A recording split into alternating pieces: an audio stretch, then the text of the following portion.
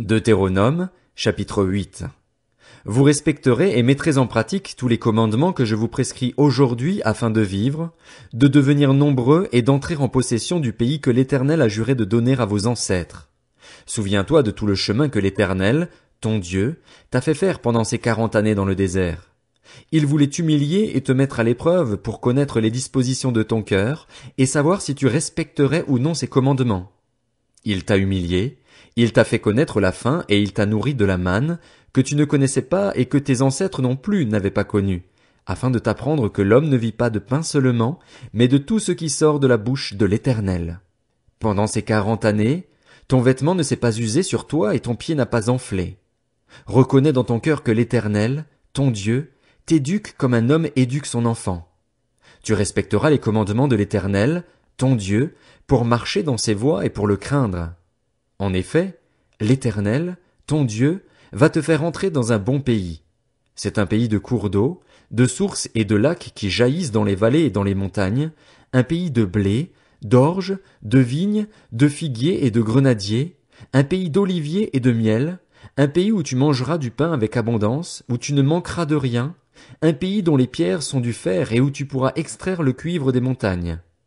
Lorsque tu mangeras à satiété, tu béniras l'Éternel, ton Dieu, pour le bon pays qu'il t'a donné.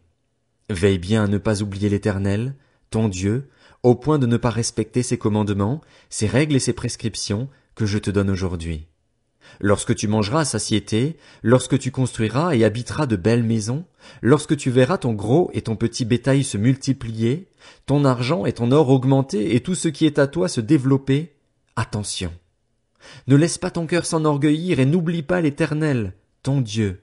C'est lui qui t'a fait sortir d'Égypte, de la maison d'esclavage, qui t'a fait marcher dans ce grand et affreux désert où il y a des serpents brûlants et des scorpions, dans des endroits arides et sans eau, et qui a fait jaillir pour toi de l'eau du rocher le plus dur, qui t'a fait manger dans le désert la manne, inconnue de tes ancêtres, afin de t'humilier et de te mettre à l'épreuve pour te faire ensuite du bien.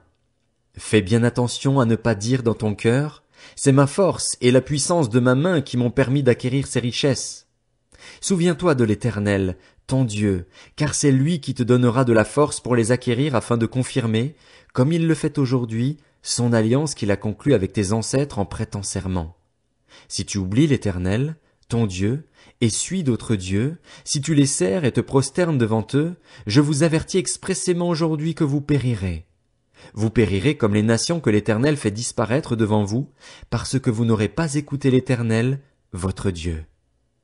Deutéronome, chapitre 9. Écoute, Israël.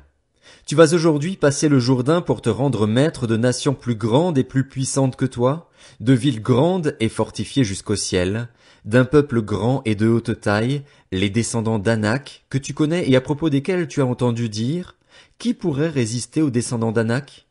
Sache aujourd'hui que l'Éternel, ton Dieu, marchera lui-même devant toi comme un feu dévorant. C'est lui qui les détruira, qui les humiliera devant toi, et tu les chasseras, tu les feras disparaître rapidement, comme l'Éternel te l'a dit. Lorsque l'Éternel, ton Dieu, les aura chassés devant toi, ne dis pas dans ton cœur, c'est à cause de ma justice que l'Éternel me fait entrer en possession de ce pays. En effet, c'est à cause de la méchanceté de ces nations que l'Éternel les chasse devant toi.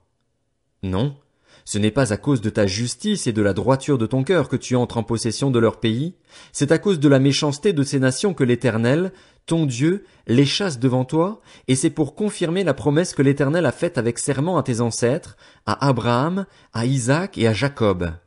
Sache donc que ce n'est pas à cause de ta justice que l'Éternel, ton Dieu, te donne ce bon pays à posséder, car tu es un peuple réfractaire. Souviens-toi, n'oublie pas de quelle manière tu as excité la colère de l'Éternel, ton Dieu, dans le désert. Depuis le jour où tu es sorti d'Égypte jusqu'à votre arrivée ici, vous vous êtes révoltés contre l'Éternel. À Horeb, vous avez excité la colère de l'Éternel et l'Éternel s'est irrité contre vous au point de vouloir vous détruire. Lorsque je suis monté sur la montagne pour prendre les tables de pierre, les tables de l'alliance que l'Éternel a conclue avec vous, je suis resté là 40 jours et 40 nuits, sans manger de pain et sans boire d'eau. L'Éternel m'a donné les 2 tables de pierre écrites du doigt de Dieu et contenant toutes les paroles que l'Éternel vous avait dites sur la montagne du milieu du feu, le jour de l'assemblée. C'est au bout des 40 jours et des 40 nuits que l'Éternel m'a donné les 2 tables de pierre, les tables de l'Alliance. L'Éternel m'a dit alors, Lève-toi, dépêche-toi de descendre d'ici. En effet, ton peuple, celui que tu as fait sortir d'Égypte, s'est corrompu. Ils se sont bien vite écartés de la voie que je leur avais prescrite. Ils se sont fait une idole en métal fondu. L'Éternel m'a dit, Je vois que ce peuple est un peuple réfractaire. Laisse-moi les détruire et effacer leur nom de dessous le ciel, tandis que je ferai de toi une nation plus puissante et plus nombreuse que ce peuple. Je suis reparti et je suis descendu de la montagne tout en feu, les 2 tables de l'Alliance dans les 2 mains. J'ai regardé et j'ai vu que vous aviez péché contre l'Éternel, votre Dieu. Vous vous étiez fait un veau en métal fondu, vous vous étiez bien vite écarté de la voie que l'Éternel vous avait prescrite. Je tenais les 2 tables, je les ai jetées et brisées sous vos yeux. Je me suis prosterné devant l'Éternel, comme précédemment, 40 jours et 40 nuits, sans manger de pain et sans boire d'eau, à cause de tous les péchés que vous aviez commis en faisant ce qui est mal aux yeux de l'Éternel pour l'irriter. En effet, j'étais tremblant de peur en voyant la colère et la fureur dont l'Éternel était animé contre vous au point de vouloir vous détruire. Mais l'Éternel m'a écouté cette fois encore. L'Éternel était aussi très irrité contre Aaron, qu'il voulait faire mourir, et j'ai encore intercédé pour lui à cette époque-là. J'ai pris le veau que vous aviez fait, ce produit de votre péché, je l'ai brûlé au feu, je l'ai broyé jusqu'à ce qu'il soit réduit en poudre et j'ai jeté cette poudre dans le torrent qui descend de la montagne. À Tabéhéra, à Massa et à Kibroth Hattaava, vous avez excité la colère de l'Éternel. Lorsque l'Éternel vous a envoyé à Kadès Barnéa en disant, Montez, prenez possession du pays que je vous donne, vous vous êtes révoltés contre l'ordre de l'Éternel, votre Dieu, vous n'avez pas eu foi en lui et vous n'avez pas obéi à sa voix. Vous avez été rebelles contre l'Éternel depuis que je vous connais. Je me suis prosterné 40 jours et 40 nuits, parce que l'Éternel avait dit qu'il voulait vous détruire.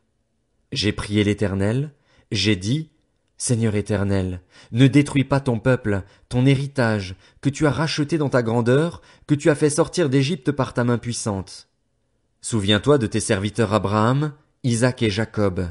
Ne regarde pas à la dureté de ce peuple, à sa méchanceté et à son péché. Sinon, les habitants du pays d'où tu nous as fait sortir diront, c'est parce que l'Éternel n'avait pas le pouvoir de les conduire dans le pays qu'il leur avait promis et parce qu'il les détestait qu'il les a fait sortir pour les faire mourir dans le désert. Ils sont pourtant ton peuple et ton héritage, que tu as fait sortir d'Égypte avec puissance et force. Deutéronome, chapitre 10. À cette époque-là, l'Éternel m'a dit, taille 2 tables de pierre pareilles aux premières et monte vers moi sur la montagne. Tu feras aussi un coffre en bois. J'écrirai sur ces tables les paroles qui étaient sur les premières tables que tu as brisées et tu les mettras dans le coffre.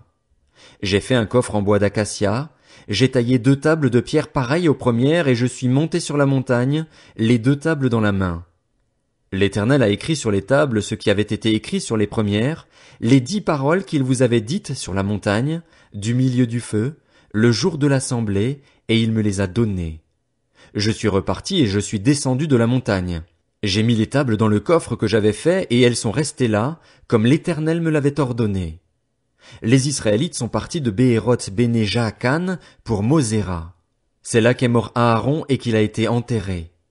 Éléazar, son fils, lui a succédé en tant que grand prêtre. Ils sont partis de là pour Gudgoda et de Gudgoda pour Jotbata, région où il y a des cours d'eau.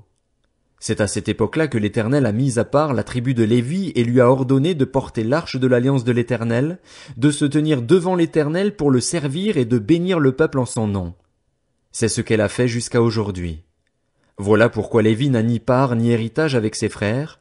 L'Éternel est son héritage, comme l'Éternel, ton Dieu, le lui a dit.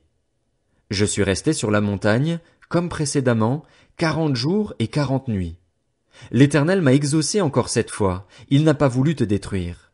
L'Éternel m'a dit, lève-toi, va marcher à la tête du peuple, qu'ils aillent prendre possession du pays que j'ai juré à leurs ancêtres de leur donner. Maintenant, Israël, que demande de toi l'Éternel, ton Dieu? N'est-ce pas que tu craignes l'Éternel, ton Dieu, afin de marcher dans toutes ses voies, que tu aimes et serves l'Éternel, ton Dieu, de tout ton cœur et de toute ton âme, que tu respectes les commandements de l'Éternel et ses prescriptions que je te donne aujourd'hui, afin d'être heureux? Voici, c'est à l'Éternel, ton Dieu, qu'appartiennent le ciel et les cieux des cieux, la terre et tout ce qu'elle contient, et c'est à tes ancêtres seulement que l'Éternel s'est attaché pour les aimer. Après eux, c'est leur descendance, c'est vous qui l'a choisi parmi tous les peuples, comme vous le voyez aujourd'hui. Circoncisez donc vos cœurs et ne vous montrez plus réfractaires. En effet, l'Éternel, votre Dieu, est le Dieu des dieux, le Seigneur des seigneurs, le Dieu grand, fort et redoutable. Il ne fait pas de favoritisme et n'accepte pas de pot de vin. Il fait droit à l'orphelin et à la veuve, il aime l'étranger et lui donne de la nourriture et des vêtements. Vous aimerez l'étranger, car vous avez été étrangers en Égypte. C'est l'Éternel, ton Dieu, que tu craindras, c'est lui que tu serviras, c'est à lui que tu t'attacheras et c'est par son nom que tu prêteras serment. Il est ta gloire, il est ton Dieu. C'est lui qui a fait au milieu de toi les actes grands et redoutables que tes yeux ont vus.